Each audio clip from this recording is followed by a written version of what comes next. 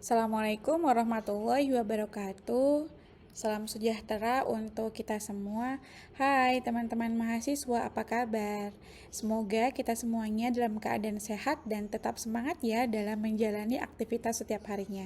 Puji syukur marilah kita panjatkan kepada Allah Subhanahu wa taala karena atas rahmat dan karunia-Nya alhamdulillah kita bertemu kembali di pembelajaran daring dalam keadaan sehat. Selawat serta salam senantiasa terlimpah curahkan kepada junjungan Nabi besar kita yaitu Nabi Muhammad SAW. Semoga kita semuanya bisa mendapatkan syafaat beliau. Pada kesempatan kali ini, izinkan saya untuk menjelaskan materi tentang keterampilan abad 21. Materi ini ada di pertemuan ke-6, mata kuliah inovasi pembelajaran. Mari kita simak secara bersama-sama agar teman-teman mahasiswa bisa memahami apa saja keterampilan yang ada di abad 21. Sebelum saya membahas tentang apa itu keterampilan abad 21, saya akan membahas terlebih dahulu latar belakang dari munculnya keterampilan abad 21. Keterampilan abad 21 muncul sebagai respon terhadap perubahan dunia yang membutuhkan keterampilan baru. Jadi siswa itu yang hidup di abad 21 gitu ya, atau masyarakat yang hidup di abad 21 itu bukan hanya fokus pada pengetahuan mata pelajaran saja, pengetahuan konten gitu ya, tetapi juga harus memiliki kemampuan yang lain sebagai pendukung seperti kemampuan untuk terus belajar, beradaptasi, kemudian juga berhasil dalam lingkungan yang kompleks dan juga dinamis, survive gitu ya. Nah, adapun yang melatar belakangi yang pertama adalah perubahan dinamika dunia kerja. Nah, maksudnya apa? Maksudnya adalah pesatnya perkembangan teknologi dan globalisasi ini telah mengubah jenis pekerjaan yang tersedia. Dunia kerja modern saat ini menuntut lebih dari sekedar pengetahuan konten gitu ya. Jadi sekarang tuh bukan hanya diminta untuk pekerja yang sekarang ini yang di abad 21 bukan hanya fokus pada tenaga gitu ya, kemudian juga pengetahuan tetapi juga diperlukan keterampilan lain berupa soft skill seperti berpikir kritis gitu ya, pemecahan masalah, literasi digital dan seterusnya agar dia bisa menguasai dinamika dunia kerja. Kemudian yang kedua adalah kesenjangan keterampilan. Kesenjangan keterampilan ini berkaitan dengan keterampilan yang diajarkan di sekolah itu tidak relevan dengan keterampilan yang dibutuhkan dalam dunia pekerjaan, terutama di abad 21 ini gitu ya. Jadi nanti keterampilan abad 21 ini ada frameworknya, ini dirancang untuk menjembatani dari kesenjangan tersebut. Kemudian yang ketiga, pergeseran fokus pembelajaran. Jadi saat ini gitu ya adanya peralihan sudut pandang berupa pendekatan pembelajaran yang dulu mungkin pembelajarannya itu berpusat pada guru atau disebut sebagai teacher center. Nah, sekarang berubah menjadi student center atau pembelajarannya berpusat pada siswa. Tujuannya apa gitu ya, perubahan dari sudut pandang ini atau pendekatan ini bertujuannya untuk mendorong pertumbuhan dan pemberdayaan siswa agar lebih mandiri, bertanggung jawab dan juga lebih kompetitif untuk dunia kerja. Kemudian berikutnya adalah kebutuhan dari keterampilan. Nah, kebutuhan keterampilan ini ada beberapa keterampilan yang akan dijelaskan di keterampilan abad 21. Kita kenal dengan istilah 4C yang terdiri dari yang pertama adalah berpikir kritis, critical thinking, kemudian creativity atau kreativitas, yang ketiga collaboration atau kolaborasi, yang keempat communication atau komunikasi. Nah, keterampilan ini dianggap krusial gitu ya untuk bisa masyarakat atau siswa yang sekolah sekarang nantinya akan menjadi masyarakat bisa beradaptasi dengan masalah dan pengetahuan baru yang ada di abad 21. Kemudian ada integrasi teknologi dan informasi. Nah, suka tidak suka, mau tidak mau ya teman-teman, bahwa di abad 21 ini ditandai dengan era teknologi yang begitu sangat maju gitu ya. Era digital, kemudian juga komunikasi sudah sangat maju sehingga dibutuhkanlah gitu ya yang mengintegrasikan literasi digital dengan literasi informasi untuk proses pembelajaran. Kemudian yang terakhir ada visi pembelajaran terpadu. Ini maksudnya adalah menggabungkan antara pengetahuan, keterampilan, juga keahlian yang dibutuhkan siswa agar berhasil dalam kehidupan dan juga survive dalam dunia kerja. Nah, inilah yang melatar belakangi adanya keterampilan abad 21. Berkaitan dengan keterampilan abad 21, saya akan memperkenalkan sebuah framework yang dibuat oleh Fadil dan Trilling gitu ya. Namanya adalah Framework for 21st Century Learning gitu ya. Nah, ini dikembangkan oleh Partnership for 21st Century Learning atau P21. Fungsi untuk apa? Untuk membantu siswa menguasai keterampilan, pengetahuan, juga keahlian yang diperlukan dalam dunia modern atau yang diperlukan dalam abad 21 ini. Nah, ini bentuk frameworknya ya, gitu. Nah, kerangka ini mengintegrasikan 3 domain gitu ya. Yang pertama adalah keterampilan, kemudian domain pertama ini ya. Domain pertamanya ada life and career skills, kemudian learning and innovation skills, kemudian selanjutnya ada information, media, and technology skill. Nah, ini adalah domain pertama. Di mana domain pertama ini terdiri dari masyarakat yang mampu memiliki keterampilan teknologi, informasi gitu ya. Ini teknologi, informasi, kemudian juga literasi dalam media. Sedangkan yang kedua adalah learning and innovation skills gitu ya, di mana ini ada inovasi pembelajaran dan juga pembelajarannya. Kemudian ada keterampilan hidup dan juga keterampilan karir ya, yang menunjang karir. Ini domain pertama. Domain kedua adalah core subject and 21st century themes. Ini berkaitan dengan tema-tema yang diajarkan pada abad 21 gitu ya. Kemudian selanjutnya ada sistem pendukung. Nah, ini adalah sistem pendukungnya yang terdiri dari pertama adalah standar pendidikan dan juga asesmennya, penilaiannya, kemudian kurikulum and instruction, kemudian professional development, dan terakhir learning environment. Nah, ini adalah bagian pendukungnya. Oke teman-teman, kita langsung bahas satu persatu isi dari domain yang ada di keterampilan abad 21. Domain pertama yaitu adanya life and career skill atau keterampilan hidup dan juga keterampilan karir. Nah, keterampilan hidup itu diartikan sebagai kemampuan seseorang untuk menghadapi dan mengatasi berbagai tantangan dalam kehidupan sehari-hari secara efektif.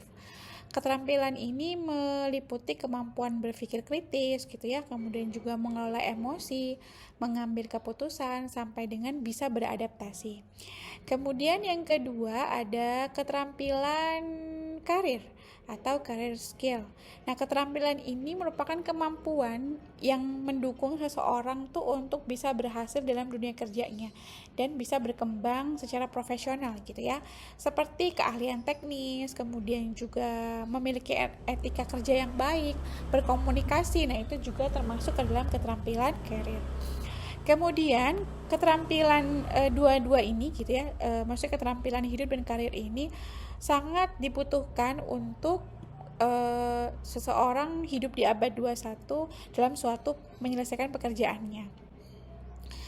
Kemudian unsur-unsur utama yang ada di keterampilan hidup dan keterampilan karir ini, yang pertama adalah inisiatif dan kemampuan mengatur diri.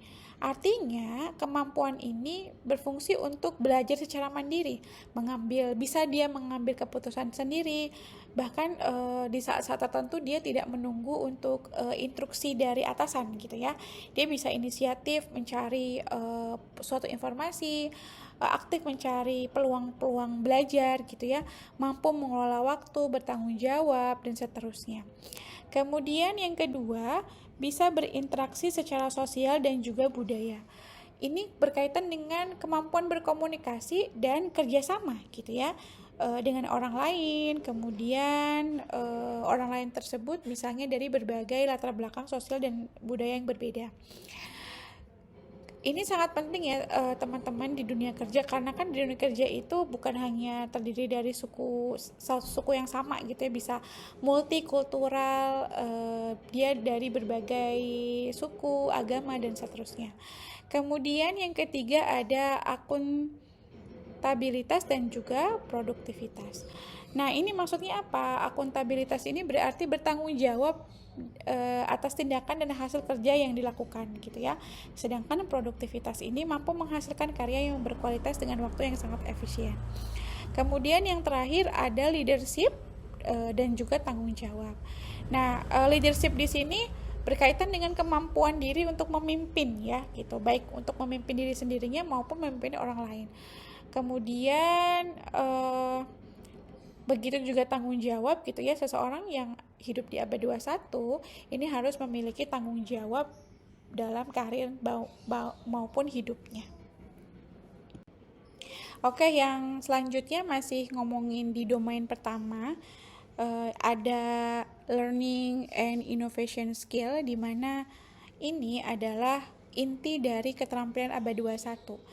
Jadi kalau misalnya ada yang menyebutkan keterampilan abad 21 itu sama dengan 4C gitu, ya betul, karena inti dari keterampilan abad 21 tuh ada 4 komponen ya. Ada 4 keterampilan yang dibutuhkan. Walaupun sekarang sudah bergeser, bukan lagi 4 tapi ada 6 gitu ya. Tapi yang kita bahas di sini adalah 4 komponen keterampilan atau 4C. Yang pertama adalah yang akan kita bahas, yang pertama adalah critical thinking gitu ya, atau berpikir kritis. Nah, berpikir kritis ini diartikan sebagai kemampuan siswanya gitu ya, menganalisis informasi secara logis dan juga objektif, menilai kebenaran suatu pendapat, bahkan menemukan solusi dari masalah yang dihadapinya gitu. Ini sangat penting ya, orang-orang atau masyarakat yang hidup di abad 21 itu harus memiliki keterampilan berpikir kritis. Kemudian selanjutnya ada kreativitas atau creativity. Kreativitas ini kemampuan untuk menghasilkan ide baru, melihat sesuatu dari sudut pandang yang berbeda, bahkan menciptakan solusi unik. Ya, jadi keterampilan yang kedua yang harus dimiliki seseorang hidup di abad 21 adalah dia bisa berpikir secara kreatif gitu. Kemudian yang ketiga adalah collaboration atau kolaborasi atau kerjasama tim gitu ya. Jadi paradigma di abad 21 itu bukan lagi bekerja secara sendiri-sendiri ya, secara individual, tetapi banyak sekali sekarang proyek-proyek yang kerjanya tuh secara berkolaborasi, bekerja sama gitu ya. Kolaborasi atau kemampuan untuk bekerja sama secara efektif dengan orang lain demi mencapai tujuan bersama. Kemudian keterampilan yang terakhir adalah komunikasi atau communication. Nah, komunikasi ini kemampuan untuk menyampaikan ide, gagasan gitu ya, dan informasi yang lainnya secara jelas, logis, sopan, baik secara lisan, tulisan maupun media digital gitu. Nah, kalau komunikasi ini bukan hanya secara oral ya teman-teman, tetapi juga sekarang sudah bergeser dengan adanya ilmu pengetahuan dan teknologi yang maju gitu ya, internet di mana-mana, media sosial, media digital di mana-mana. Jadi komunikasi itu bukan hanya sebatas kita berbicara dengan orang lain, berbicara dengan orang lain secara langsung gitu ya, tetapi juga bisa berbicara dengan lawan bicara kita melalui virtual gitu ya, atau bahkan bicaranya tuh melalui menulis, komunikasinya menulis. Nah, menulis di sini juga sama, bukan hanya menulis secara langsung di kertas tapi juga di media sosial. Jadi paradigmanya sudah mulai bergeser ya gitu, karena akibat dari era digital saat ini. Selanjutnya masih ngomongin di domain pertama gitu ya, yang terakhir ini adalah information, media, and technology skill. Information, media, and technology skill. Nah, ini adalah kemampuan atau keterampilan seseorang untuk menggunakan informasi, media, dan juga teknologi. Nah, kita tahu ya teman-teman bahwa saat ini di abad 21 itu kan ditandai dengan kemajuan ilmu pengetahuan dan juga teknologi yang begitu pesat gitu ya. Teknologi itu sudah jadi bagian dari kehidupan kita. Makanya harus punya keterampilan untuk mengelola itu. dengan adanya teknologi yang begitu maju, sekarang informasi itu bukan hanya kita dapatkan lewat buku gitu ya, lewat berita, TV, tetapi sekarang informasi itu bisa diakses dengan berbagai bentuk gitu ya, media. Bahkan sekarang sudah tidak terikat waktu maupun tempat lagi ketika kita ingin memperoleh suatu informasi. Nah, oleh karena itu perlu adanya keterampilan agar kita mampu menyaring gitu ya teman-teman. Di sini ada literasi media informasi, gunanya untuk apa? Menyaring. Dengan adanya informasi yang begitu banyak gitu ya yang kita dapatkan, kita harus menyaring mana informasi yang benar dan mana yang informasi yang tidak benar. Itu harus dimiliki oleh seseorang yang hidup di abad 21 gitu. Karena keterampilan teknologi, kemampuan media literasi dan ini menjadi bagian yang sangat penting dalam kehidupan saat ini ya, karena tadi adanya kita kebanjiran informasi yang begitu banyak dari media yang ada, sehingga kita harus punya kemampuan untuk memfilter mana informasi yang benar dan mana informasi yang tidak benar. Selanjutnya kita masuk ke domain yang kedua. Di sini ada key subject and 21st century themes gitu ya. Bagian ini menjelaskan apa yang perlu dipelajari peserta didik agar mereka siap menghadapi tantangan global di abad 21. Jadi bagian ini bukan hanya menguasai materi pelajaran inti gitu ya, atau core subject seperti matematika gitu ya, bahasa, sastra, IPA, IPS, kewarganegaraan, ekonomi, geografi, dan seterusnya. Bukan hanya itu, tetapi juga memahami isu-isu dan tema-tema global yang sedang berkembang di abad 21 ini gitu ya. Nah, contohnya dengan kita melakukan pembelajaran interdisipliner. Contohnya ada di sini literasi global gitu ya, atau disebut juga sebagai literasi global ini disebut juga sebagai global awareness atau kesadaran global gitu ya. Nah, apa sih maksudnya? Maksudnya ini adalah kemampuan memahami hubungan antar negara, antar budaya di dunia modern ini gitu ya. Jadi peserta didik atau siswa itu perlu tahu bagaimana keputusan-keputusan yang dibuat oleh dirinya itu bisa berdampak terhadap global. Misalnya lebih spesifiknya ada isu perubahan iklim dunia gitu ya, isu tentang keragaman budaya dan bahasa di antara negara. Kemudian selanjutnya ada literasi keuangan, ekonomi, bisnis, dan kewirausahaan. Nah, ini isu ini berkaitan dengan kemampuan siswa untuk mengelola uang, memahami ekonomi, dan juga bisa berpikir bagaimana caranya menumbuhkan wirausaha atau membangun wirausaha. Kemudian ada literasi kewarganegaraan atau civic literacy. Ini adalah kemampuan untuk memahami hak dan kewajiban sebagai warga negara Indonesia gitu ya, serta berperan aktif dalam kehidupan sosial maupun politik di negeri ini. Kemudian selanjutnya ada literasi kesehatan atau healthy literacy. Ini adalah kemampuan untuk menjaga kesehatan fisik dan mental serta memahami informasi kesehatan dari sumber yang valid gitu ya, sumber yang benar. Terakhir ada literasi lingkungan. Nah, ini adalah kemampuan memahami hubungan antara manusia dan lingkungan serta bertindak untuk menjaga kelestariannya.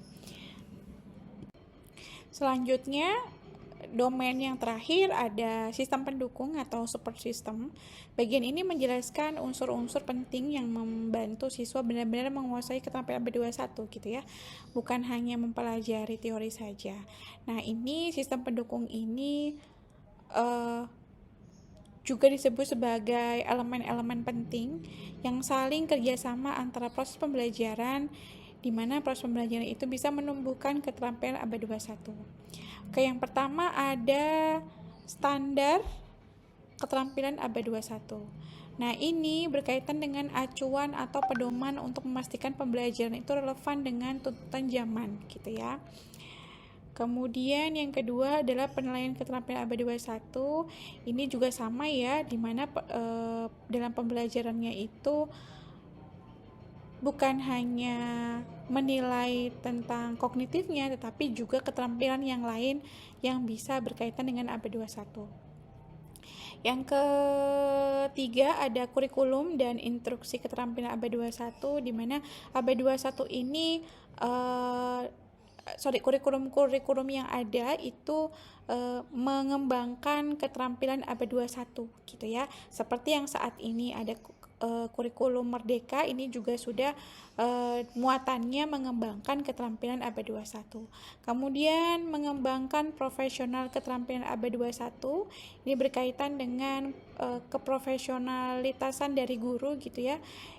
Bagaimana guru itu berperan penting dalam mewujudkan pembelajaran ABD21 gitu ya. Kemudian selanjutnya ada lingkungan belajar keterampilan ABD21, di mana lingkungan belajar ini mencakup bukan hanya ruang fisik tetapi juga sosial, bahkan ada digitalnya juga ya, yang mendorong kreativitas dan juga kolaborasi siswa. Dan terakhir adanya kemitraan untuk belajar keterampilan ABD21. Nah, keterampilan ABD21 ini ditumbuhkan bukan hanya oleh guru sendiri, tetapi juga bisa bekerja sama gitu ya, dengan sekolah-sekolah lain, dengan perguruan tinggi, dengan pemerintah, dunia usaha, bahkan lebih luasnya dengan masyarakat. Selanjutnya ada karakteristik ABD21. Yang pertama adalah learner-centered classroom and personalized instruction. Nah, artinya pembelajaran berpusat pada peserta didik dan disesuaikan dengan kebutuhan, minat, kemudian kemampuan dari masing-masing peserta tersebut. Kemudian student as producers. Nah, ini berkaitan dengan bahwa siswa itu tidak hanya menjadi konsumen pengetahuan atau menjadi objek pembelajaran gitu ya, tetapi juga dia bisa mengkonstruksi dari pengetahuan itu sendiri. Ini berkaitan dengan student center gitu ya. Kemudian selanjutnya ada learn new technologies. Ini berkaitan dengan kemampuan dalam menggunakan dan beradaptasi dengan teknologi baru yang menjadi bagian penting dalam pembelajaran ABD21. Kemudian terakhir ada Go Global. Go Global ini berkaitan dengan pembelajaran ABD21 ini membekali siswanya dengan wawasan global dan kesadaran lintas budaya. Selanjutnya, karakteristik ABD21 berikutnya ada be smart and use smartphone. Jadi kita bisa menjadi pintar, kita juga bisa menggunakan teknologi pintar, salah satunya adalah smartphone. Kemudian go digital, kita menggunakan berbagai teknologi digital. Collaborate gitu ya, kita bisa berkolaborasi. Dan terakhir ada connection, kita bisa melakukan koneksi dengan atau interaksi dengan berbagai elemen masyarakat. Selanjutnya, peran strategis guru dan peserta didik dalam keterampilan ABD21 ini. Guru gitu ya, pada keterampilan ABD21 ini sebagai fasilitator.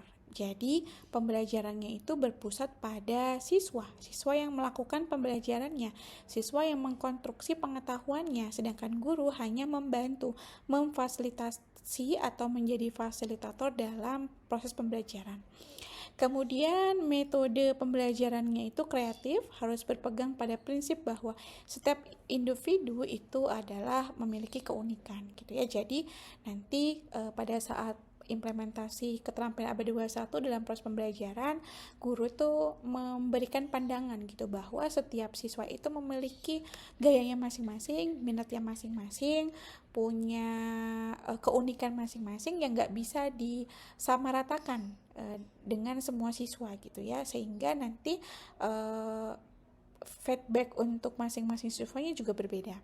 Kemudian ciri lainnya adalah pembelajaran di ABD21 itu ciri khasnya adalah aktif, kreatif, dan juga menarik.